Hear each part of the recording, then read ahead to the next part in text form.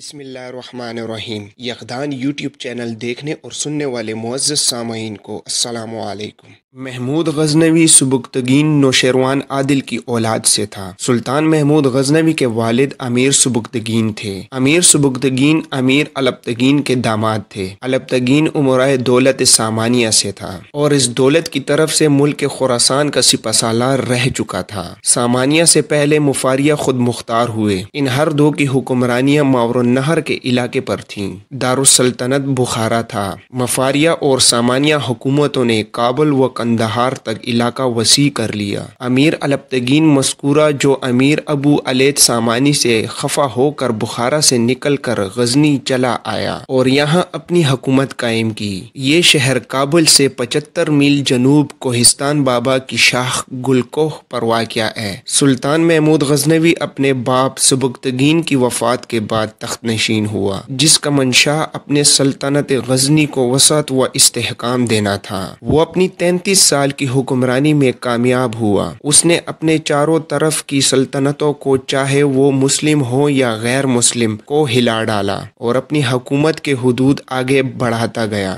اس نے غزنی کی ایک طرف کاشغر کی اسلامی الخانی حکومت کو، دوسری طرف خود اپنے آقا سانیون کی سلطنت، تیسری طرف ولمیوں اور تبرستان کی حکومت آل زیاد کو، مشرقی سمت میں غوریوں کی سرزمین کو جن میں سے کچھ مسلمان ہو چکے تھے، پھر اسی مشرقی سمت میں ملتان اور سندھ کی عرب حکومتوں کو، ادھر لاہور اور ہندوستان کے بعض دوسرے راجاؤں کی سلطنتوں کے کھنڈر پر اپنی غزنی عظیم الشان سلطنت کی بنیاد رکھی۔ سلطان محمود غزنوی کو دوسری سمت کی مخالف حکومتوں سے جب فرصت ملتی ہندوستان پر چڑھ آتا۔ وہ اپنے دور میں سب سے پہلے سن 1000 عیسوی میں ہندوستان میں داخل ہوا، جنوبی ہند کے جاٹوں کی سرکوبی کی اور چند سرحدی ضلعوں پر قبضہ کیا۔ دوسرے سال پھر آیا، پشاور کے آگے خیمہ زن ہوا، راجہ جے پال نے شکست کھائی اور گرفتار کر لیا گیا۔ سلطان محمود غزنوی نے بڑھ کر دوسرے شہر ہند پر قبضہ کر لیا۔ جے پال نے خراج دے کر رہائی حاصل کی اور اپنی سلطنت آنند پال کے سپرد کر کے چتا میں بیٹھ کر جل مرا۔ سن 395 ہجری میں سلطان نے بجیرائی والی بیرہ سے جنگ آزمائی کی۔ اس نے بھی فرار کی حالت میں خودکشی کر لی۔ پھر بیرہ اور اس کے مضافات سلطنت غزنی میں ملائے۔ ملتان کے والی ابو الفتوح باطنی نے بجیرائی کی مدد کی ناکام کوشش کی تھی۔ سن 1005 عیسوی میں سلطان محمود غزنوی اس کو سزا دینے آیا۔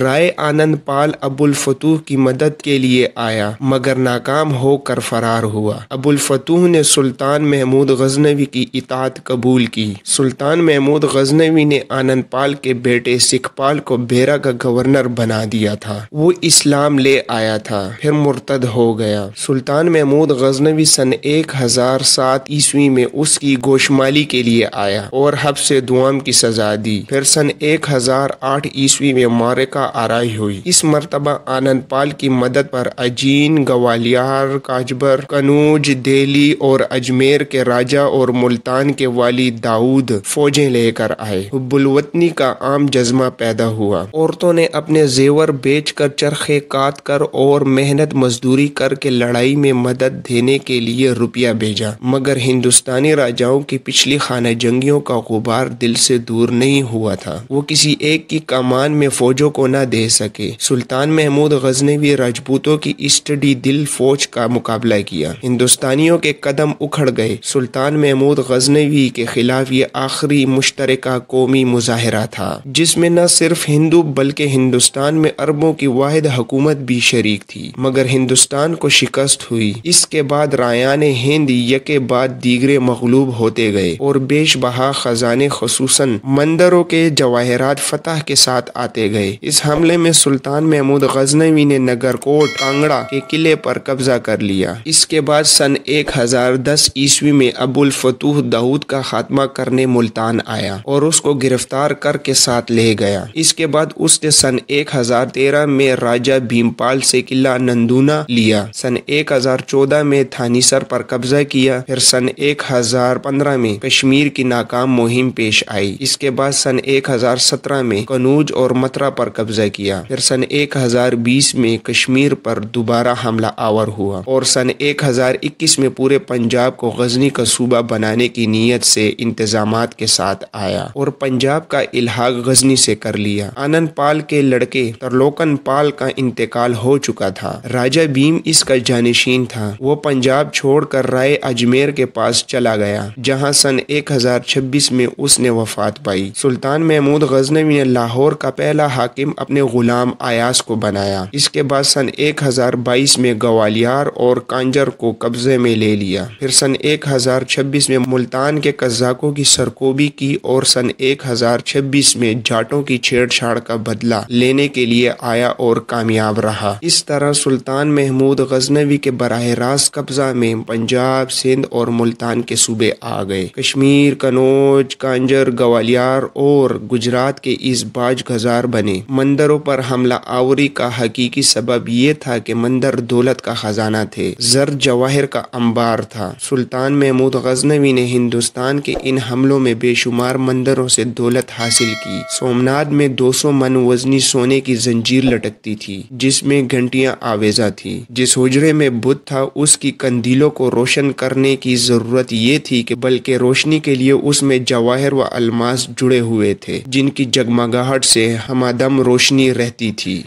اس ویڈیو میں آج کے لیے اتنا ہی۔ ہمارے ساتھ جڑے رہنے کے لیے ویڈیو کو لائک کریں، چینل کو سبسکرائب کریں اور گھنٹی کے نشان کو ضرور دبائیں۔ ملتے ہیں اگلی ویڈیو میں۔ اپنا اور اپنے گرد و نواح کے لوگوں کا بہت سارا خیال رکھیے گا۔ اللہ حافظ۔